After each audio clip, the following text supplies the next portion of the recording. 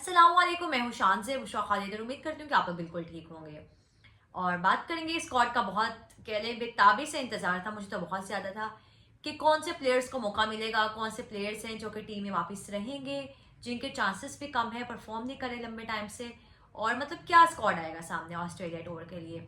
लेकिन Pakistan cricket board ने क्या किया है जी, ऑस्ट्रेलिया और जिम्बाब्वे दोनों के जो टूर्स हैं उनका स्क्वाड अनाउंस कर दिए कि जो प्लेयर्स जाएंगे ऑस्ट्रेलिया खेलने, वहां से वो सीधा जिम्बाब्वे जाएंगे, और बाकी जो प्लेयर्स हैं जिनको सिर्फ जिम्बाब्वे टूर के लिए शामिल किया गया वो पाकिस्तान से ही चंद रोज पहले चले जाएंगे। लेकिन बात करेंगे साथ ही सेंट्रल कॉन्ट्रैक्ट के ऊपर कि पीसीबी ने इतनी कोई घटिया हरकत की है सेंट्रल कॉन्ट्रैक्ट में इतने प्लेयर्स का नाम ना शामिल करके जो कि पहले थे। और आपको पहले बता देते हैं कि सेंट्रल कॉन्ट्रैक्ट में कौन कौन से जो प्लेयर्स हैं। अच्छा, बाबर आजम और रिजवान जो है एक कैटेगरी में, रिजवान जो है एक कैटेगरी डिजर्व नहीं करते। रिजवान की ऐसे क्या पास्ट में परफॉर्मेंस है जिससे आपको लगता है कि शायद वो एक कैटेगरी में होने चाहिए। ठीक है, बाबर के नहीं है लेकिन रेड बॉल में नहीं है बाबर के। बी में है जी शहीन शाह, अफरीदी नसीम शाह, शान मसूद। शान को भी इसीलिए रखा गया क्योंकि वो कप्तान है रेड बॉल के। साथ ही जी सी कैटेगरी में साइम अयूब, जीरो परफॉर्मेंस, शदाब खान, हारिस स्टोव, साउ शकील, अबरार, साजिद, अब्दुल्ला एंड नुमान। उसके बाद डी कैटेगरी में आ जाते हैं आपके वसीम जूनियर। अच्छा, मैं बाद में बात करती हूँ इस पे। आमिर जमाल है, कामरान गुलाम, हुरैरा अब्बास, अफरीदी, मीर हमजा, कामरान गुलाम, सॉरी कामरान गुलाम नहीं, खुरम शहजाद, अली, उस्मान खान, इरफान खान नियाजी और हसीबुल्ला। ठीक हो गया, कामरान गुलाम भी डी कैटेगरी में है। लेकिन वसीम जूनियर को, उसके अलावा जी हसीबुल्ला को, उस्मान खान को किस बेसिस के ऊपर ये सेंट्रल कॉन्ट्रैक्ट दिया गया है? जब आपने साहिबजादा फरहान को नहीं दिया, आपने तैयब ताहिर को नहीं दिया, आपने फ़खर जमान को नहीं दिया। और फ़खर जमान के ऊपर तो भी डिटेल में ही बात करते हैं कि जो उनके साथ किया है, ना टीम में शामिल किया, ठीक है आपने टीम में नहीं किया, उन्होंने भी कुछ हराम मांग लिया, लेकिन अब आपने सेंट्रल कॉन्ट्रैक्ट में भी नहीं रखा। लेकिन जो प्लेयर्स थे पहले पाकिस्तान सेंट्रल कॉन्ट्रैक्ट में क्रिकेट बोर्ड के, जैसे सरफराज अहमद थे, 2011 के बाद पहली बार ऐसा हुआ कि सैफी भाई जो हैं वो सेंट्रल कॉन्ट्रैक्ट का हिस्सा नहीं है। हसन अली नहीं है, हारिस, मोहम्मद हारिस मतलब, फ़खर जमान, फ़हीम अशरफ, इफ्तार, इमाम, इमाद, उसामा मीर, जमान खान, एहसानुल्लाह, तैयब ताहिर, मोहम्मद नवाज, और जी लास्ट वन अरशद इकबाल।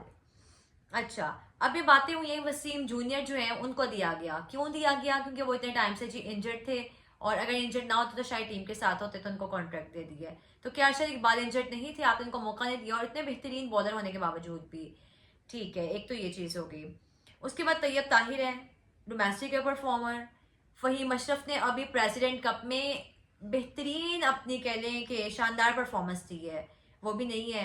हसीबुल्ला अगर डोमेस्टिक में वहाँ पे 100 सेंचुरियाँ बनाकर आए हैं, तो क्या फ़हीम अशरफ ने नहीं बनाई? तो हर चीज़ तो देखी जाएगी। आप ऐसे तो किसी प्लेयर को बाहर नहीं निकाल सकते। मामूल हक के बारे में बहुत लोग बातें कर रहे हैं कि उनका 49 कुछ का एवरेज है ओडीआई में, आप उनको टीम में नहीं रखा, फिर आपने कॉन्ट्रैक्ट भी नहीं दिया उनको। तो ये सब चीज़ें हैं, लेकिन जो लोग बैठे हैं सिलेक्शन कमेटी में, और जिस तरह बात अभी मैंने फ़खर जमान की थी, दोबारा उससे भी आऊँगी, कि जब मोहसिन नकवी साहब से आज पूछा गया फ़खर के बारे में कि आपने उनकी शायद ट्वीट को मुद्दा बना के बीच में टीम में शामिल नहीं किया और ना उनको कॉन्ट्रैक्ट दिया, तो उनका यही कहना था ट्वीट तक वजह है, लेकिन फिटनेस जो है वो ज़्यादा मेजर इशू है, ज़्यादा मेन इशू है। तो आया कि क्या जो आपने प्लेयर्स टीम में शामिल किए हैं वो फिटनेस टेस्ट पास कर कर आए हैं? नहीं है, बहुत प्लेयर्स नहीं है, चंदे की हैं, लेकिन आप उनको खिला रहे हैं। वही बात है जहां आपकी अपनी मर्जी है, आपने वो करना है। और आप एक सिर्फ ट्वीट उनकी वजह है, अगर उनको कॉन्ट्रैक्ट मिल जाता, अगर आप टीम में ना हो उनको शामिल करते, टीम में क्या, अगर फ़खर जमान जिससे पहले बात की है, अगर ट्वीट वाला मसला ना होता, वो उस्मान वाला के आगे ना बोलते, वही बात है जो कि ओहदे लेके बैठे हुए हैं, इतना इतना पैसा वसूल करते हैं और काम बिल्कुल भी नहीं करते, और अपने आप को पता नहीं क्या समझते हैं, हम क्या लोग हैं। तो जब उनके आगे जो कि वो सुनना नहीं चाहते थे चीजें, अगर किसी प्लेयर ने किसी इंसान ने उठ के बोल दे तो उनके बर्दाश्त में नहीं है। और ये सब चीजें हुई हैं, खैर। लेकिन ठीक है, आपने उनको टीम में शामिल नहीं किया, आपने ऑस्ट्रेलिया ना लेकर जाए, ना साउथ अफ्रीका लेकर जाए, लेकिन कॉन्ट्रैक्ट में एक प्लेयर को आप कैसे नहीं रख सकते? वो प्लेयर जिसने आपको 2017 की चैंपियंस ट्रॉफी जितवाई थी, वो प्लेयर जिसने आपके जब मुश्किल टाइम पे ओडीआई वर्ल्ड कप 2023 इंडिया में जब था, तो उसने बांग्लादेश के खिलाफ अच्छी इनिंग्स खेली, जब आपने पूरा टूर्नामेंट उसको इंजरी के नाम पे बाहर बिठाया, जबकि वो इंजर्ड नहीं थे। फिर उसके बाद जी न्यूजीलैंड के खिलाफ जो उन्होंने मैच जितवाया सिंगल हैंडेडली, तो आपके पास कोई ऐसा इम्पैक्ट प्लेयर आया ही नहीं है इतने लंबे टाइम से। Babar Azam no doubt class player हैं, लेकिन एक इम्पैक्ट प्लेयर के जिससे आपको उम्मीद है भाई अगर 500 भी चेस करना है तो ये प्लेयर खड़ा होकर कर सकते हैं, तो आपके पास वो टीम में नहीं है। और फिर आप खुद अपने प्लेयर्स को इस तरह से जाया कर देते हैं। अच्छा जी, सबसे पहले आमिर जमाल हैं, कोई काम नहीं बनता। रेड बॉल क्रिकेट तक आप उनको महदूद रखें। उसके बाद अब्दुल्ला शफीक हैं, परफॉर्म नहीं कर रहे, लेकिन आप उनको बाहर अभी नहीं कर सकते अगर आप उनको मजीद 1-2 मौके ना दें। अबरार अहमद नहीं, उसामा मीर की जगह बनती थी। उसामा मीर को तो आपने सेंट्रल कॉन्ट्रैक्ट भी नहीं दिया। वही बात है उस्मान वाला के साथ उनका फड्डा हुआ था। अहमद दानियाल किस बेसिस पे आए पाकिस्तान टीम में, समझ से बाहर है। चैंपियंस कप में अच्छा खेला, उसके बाद आपने इमर्जिंग में भेज दिया। क्यों? क्योंकि आकिब जवेद जो है सिलेक्शन कमेटी का हिस्सा है, तो आकिब जवेद भी वही काम कर रहे हैं। बॉल डिसीजन लेने का मतलब ये होता है कि आपने इंसाफ भी करने के बीच में। ठीक है, हारिस रऊफ है, क्या परफॉर्मेंस है, लेकिन टीम में है। फैसल अकरम ठीक है, आपने मौका दिया। कामरान गुलाम हसनैन है, वापस आए हैं। रिजवान है, इरफान खान नियाजी हैं, साइम अयूब है, सलमान लियागा, शाहनवाज खान, तैयब ताहिर। T20 में आपने जो मतलब मजीद प्लेयर्स को ऐड किया, रफात बिनहास से, आमिर जमाल नहीं है यहाँ पे। जहानदाद खान को आपने किया किस बेसिस पे? नहीं, आपके पास सॉलिड रीजन।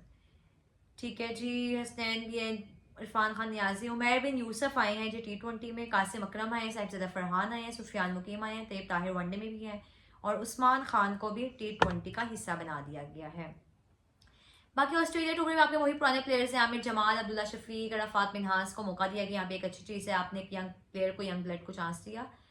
फैसल अकरम है, हसीबुल्ला, कामरान गुलाम हसनैन, रिजवान, इरफान खान नियाजी, नसीम शाह, साइम अयूब, सलमान लियागा, शहीन जाफरी। दिशा बॉलर्स की बात कर ले तो आपके बॉलर्स में इतने लंबे टाइम से परफॉर्म नहीं कर रहे, स्टिल आपने रऊफ, शहीन, नसीम के साथ आप जा रहे हैं, जीरो फिटनेस पे उनकी।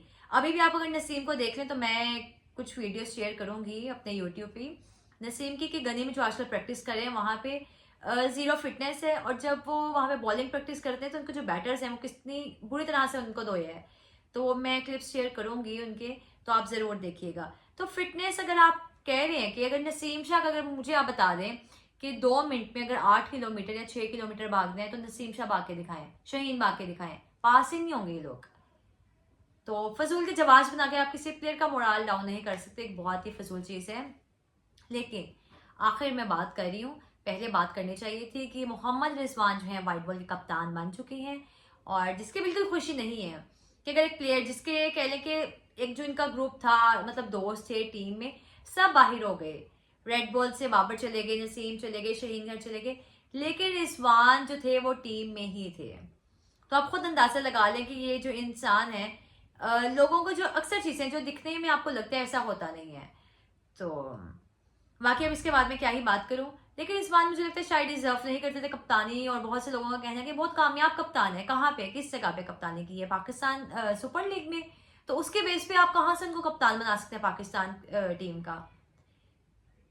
और उस एज में आके जब उनका साल है तकरीबन, चैंपियंस ट्रॉफी तक शायद खेल लें ज्यादा से ज्यादा, तो आप यंग प्लेयर को कप्तान बनाते जिसका आप इन फ्यूचर में आके फायदा उठा सकते हैं। लेकिन है, अब देखें किस तरह के फैसले लिए जा रहे हैं। आकिब जवेद बैठे हैं, अजहर अली जो हैं इतने खामोश हैं, समझ से बाहर है, कि बड़ी हैरानी वाली चीज़ें हैं। ये लोग बातें क्या करते हैं, और जब आते हैं क्रिकेट बोर्ड का हिस्सा बनते हैं तो 50+ लाख लेने के लिए अपनी जुबानों पे ताले लगा लेते हैं। तो बाकी प्लेयर्स बाहर में जाएं, कुछ भी हो, उनको तो पैसा मिले रहे। अब देखते हैं मजीद कि क्या पाकिस्तान क्रिकेट बोर्ड का आगे आने वाला जो फ्यूचर है, फखर जमान को क्या कॉन्ट्रैक्ट दोबारा मिलता है अगर वो दोबारा टेस्ट पास कर लेते हैं। और इसी के साथ फिर मुझे भी इजाजत दीजिए, बहुत सारा ख्याल रखिएगा, चैनल को जरूर सब्सक्राइब करें, वीडियो को लाइक करें, और कमेंट में अपना ओपिनियन जरूर दीजिएगा। अल्लाह हाफिज।